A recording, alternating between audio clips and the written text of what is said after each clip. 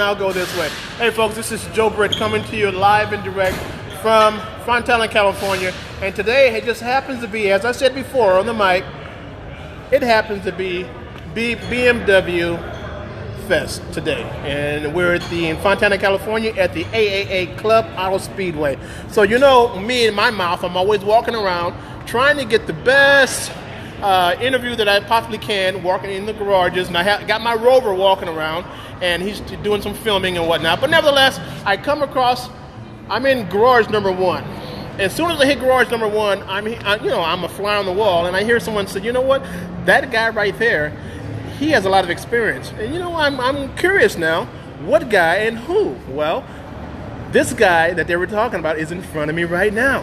His name is Browning like the gun. That's his last name, and first name is Mike. Hey, Mike, how you doing, buddy? Good, man. How you doing, man? You know what? I am a fly. I'm a fly on the wall today, and someone told me you were the most experienced person out here. And I talked to you before camera, and it sounds like you are the most experienced out here. How you doing, buddy? I'm great. I'm probably the oldest one out here. That's the thing. That's why there's experience with age.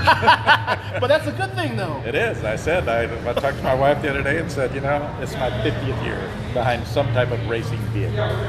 So, 50, and then you started when? when I was 14. Oh, so that makes you 64? You got it. Oh, hell, you're not that old as I am. Yeah, to get in a race car, it wears you out there, so definitely. Yeah, it's fun.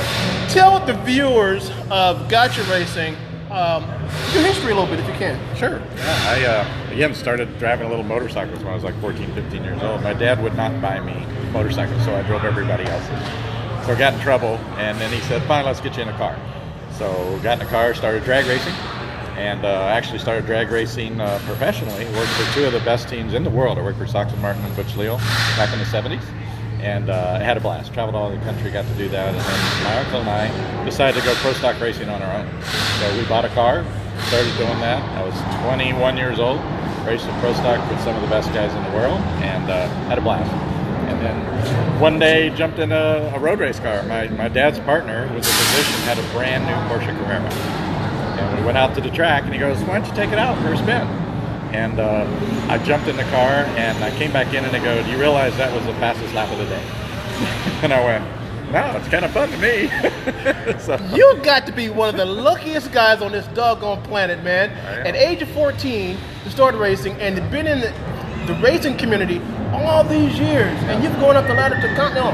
Yeah. Continental Racing, right? Continental Grand Am. Yeah, I was very fortunate to race with a team called Compass 360, a factory Honda team, and it was amazing.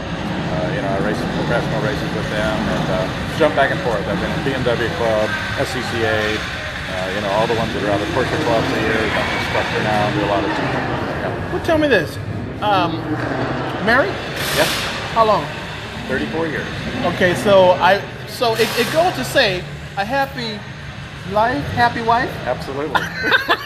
She lets me race. And she lets you come out there and play, huh? She lets me race, yeah. She says, you can race as long as we don't go broke. We're good. So.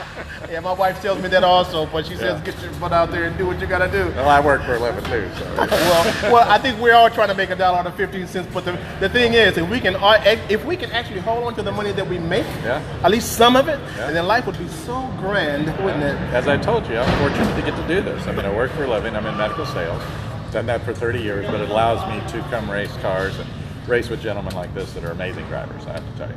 Dude, you have a fantastic attitude, man, to be so old and great. But folks, he's not that old and I am. Anyway, he's not that old and I am, but he's had a hell of a life, something that I would love to have done back in the day. I mean, I started SEC slalom racing back in the day, but there was no way I could afford that ticket, man. But nevertheless, I like coming out and interviewing cats like you to get on my show. We're on every Saturday morning. I got about 6,000 people listening to me. We are an NBC affiliate. So what they'll do with this footage, the audio will go over there, 3 stations live. Well, not live, but they'll go with 3 stations, and from my Studio B. And then on the visual part, like what you guys see right here, they'll stream into 190 countries.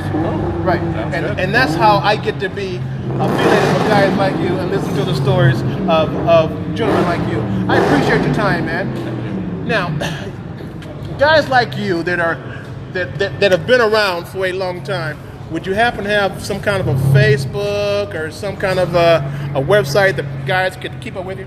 Yeah, I do. I'm Facebook on there. Let me have it. Michael Browning. And literally as that, you can find That's it? under Michael Browning. Yep, very easy to find. Yep. Browning like the gun. Browning like that. Yep. All right, folks. Hey, this is Joe Britt. Anything else you want to say?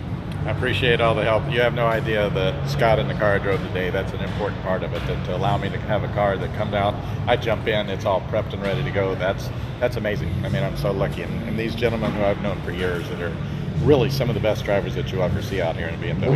So it was a pleasure to be able to at least run in the top 5 with these guys. It was fun. So. Well, that's good, man. That's good. Enjoying yourself, and you get into a car that you didn't put your finger on it. Never been in it. Never been in it. I haven't been on this track in probably 7-8 years. Oh, is that right? Yeah, it's been a while since I've been in South Speedway. I live in Phoenix, so that's my home. You're an import. Yes, sir. So, folks, we're going to keep going with this interview just a little bit longer. I got to get some information out of Mike.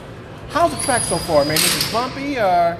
That's an interesting question. One, it's fast. When you look down and Scott says, well, you know you're going to be running 160 miles an hour on this track, you're like, oh, okay. But in the backside, it is absolutely, will knock your teeth out. It is so bumpy that literally to the point we broke some studs off yesterday in the right rear tire. Is that right? So it got a little concerning about that. Yeah. Now, the backside, we talking the east section that way? No. On the west side. The west side. It's a real slow turn before the oval here. Yeah. It is so bumpy. We all just like unbelievably bumpy. So it needs to be fixed. It gets almost to the point of dangerous out there. Well, maybe I can put in something with the president of the track here, which I know well, without him getting on me and scalding him. I won't say that on the air, but in private, I'll talk to him about that. Yeah. Nevertheless, thank you, sir, for showing up. You bet. Have a good trip back to Phoenix. Thank you. All right. Appreciate it. Hey, folks, so that's how we do it here at Gotcha Racing, okay? And, you know, we try to do what we can, man. Give everybody their light in the sunshine if we possibly can. So let's look around and see the garage.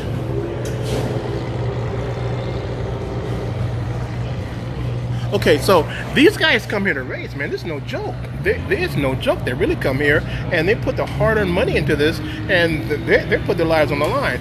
So, hey, this is Joe Britt. We're gonna walk around and see who else we can communicate with. This is Joe Britt coming live to you from AAA Auto Club Speedway. Hey, Gotcha Racing Live, Gotcha Racing TV, where we keep you in the know. Take care.